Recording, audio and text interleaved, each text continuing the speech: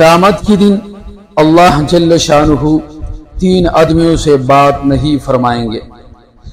حضرت ابو ذر رضی اللہ تعالی عنہ سے روایت ہے کہ نبی کریم رسول اللہ خاتم النبیین صلی اللہ علیہ وسلم نے ارشاد فرمایا، تین آدمی ایسے ہیں جن سے قیامت کے دن اللہ جل شانہ نہ کلام فرمائے گا اور نہ ان کی طرف نظر رحمت سے دیکھے گا اور نہ ان کو پاک کرے گا اور ان کے لیے دردناک عذاب ہوگا۔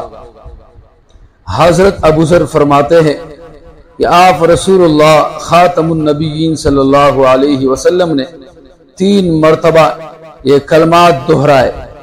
حضرت ابو ذر رضی اللہ تعالی عنہ نے کہا، یہ نامراد ہوئے اور خسارے میں پڑ گئے، یا رسول اللہ یہ کون لوگ ہیں؟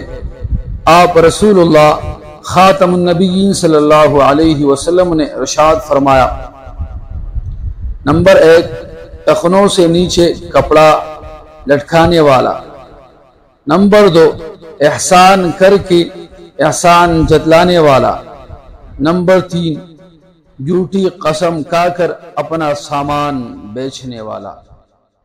مسلم۔